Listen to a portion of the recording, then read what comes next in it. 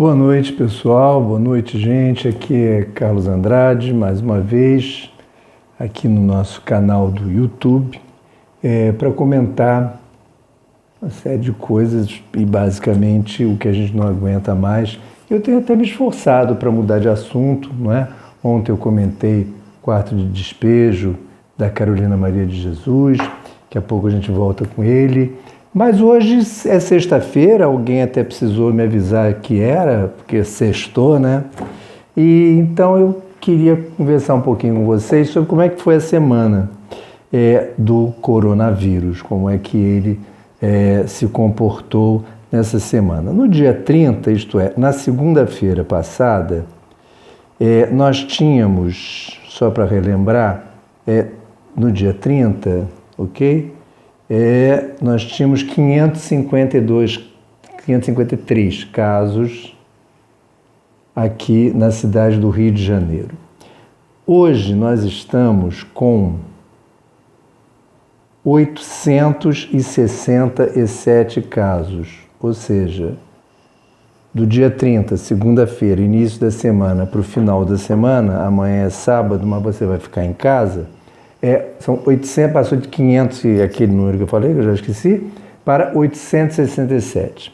E o que eu acho que eu queria comentar com vocês hoje é que houve uma alteração nos bairros. A Barra da Tijuca, que estava lá com seus 80, a última vez que a gente conversou, hoje está em 97, aumentou bastante.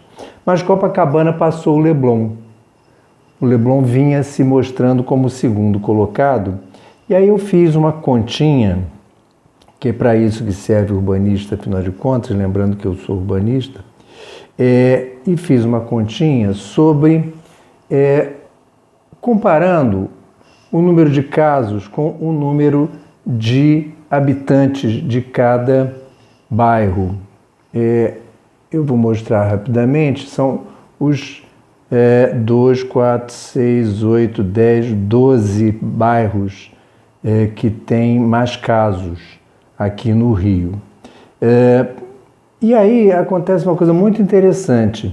A Barra tem, certamente, um número maior de casos, não é?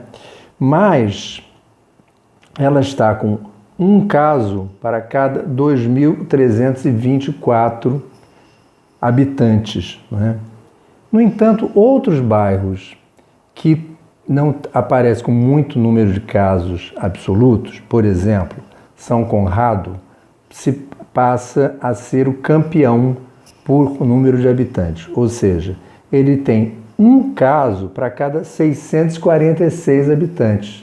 Isso é uma proporção muito alta, principalmente se a gente comparar com o Rio de Janeiro, que tem um caso, a cidade do Rio de Janeiro, com seus 6.320.000 habitantes, com seus 867 casos que a gente viu hoje, ele tem 7.290 habitantes por caso confirmado.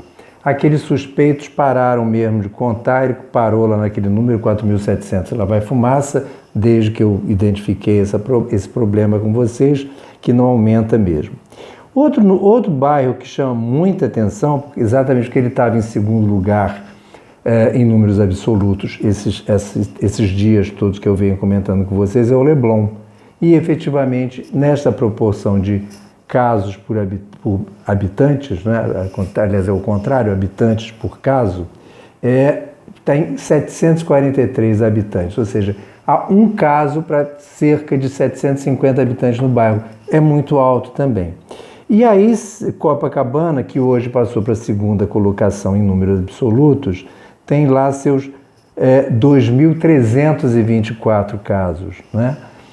É importante se perceber que ela está crescendo, não é? E eu vou chamar a atenção também para Tijuca, que tem 5.000 casos. É o único bairro que não fica entre Barra e Zona Sul, está com 5.000 casos, ainda muito longe dos outros, mas que é o 11º nesse ranking, se a gente pode chamar assim, de casos. E Laranjeiras, mostrando que o vírus, portanto, não poupa a esquerda, ele não é um vírus só de direita, Laranjeiras também está no seu 11º lugar, com um caso para 3.254 habitantes, ok? Bom, então esse é o nosso panorama do Carioca. Amanhã é sábado, eu vou ficar em casa, então eu vou aproveitar para estudar um pouquinho mais a questão estadual, como é que está nos municípios, na Baixada e entrando no interior, que a gente sabe que o bicho está pegando, né? Mas eu queria só comentar, para finalizar, voltar ao livro Quarto de Despejo, porque me perguntaram hoje, foi uma falha minha não ter comentado isso ontem, por que ela dá esse nome ao livro, né? E ela diz que quarto de despejo é aquele lugar na sua casa onde você vai botando todos os bagulhos, tudo aquilo que não presta, e ela lá pelas tantas diz: a favela é o quarto de despejo da cidade, né? Então ela vê como tudo aquilo que a cidade rejeita, inclusive os habitantes, ela se vê nesse papel, nessa situação, então ele é despejado, ele é amontoado, e é algo que está acontecendo mesmo. Inclusive, hoje, quando se suspeita que o esgoto in natura pode estar levando o vírus por aí, né? O que, se acontecer mesmo, vai ser um desastre, porque, como o próprio presidente reconheceu, não sei de onde ele tira que isso pode ser uma vantagem, que brasileiro está acostumado a pular esgoto, né? O que é verdade, mas é lamentável. Agora, outra coisa também, que aí foi uma percepção minha, que ela termina o livro em 1960. E para a classe média urbana, principalmente a classe média carioca, aquele era um momento, teve inclusive um seriado na Globo, que eram os anos dourados, né? E que ela termina o livro dizendo ao contrário, que 1959 tinha sido um ano muito ruim. Então, me chamou a atenção isso, quer dizer, a percepção do pobre é completamente diferente, né? E, pelo visto, muito linear em termos de vista histórico, né? Porque a vida do pobre é sempre muito difícil, muito ruim.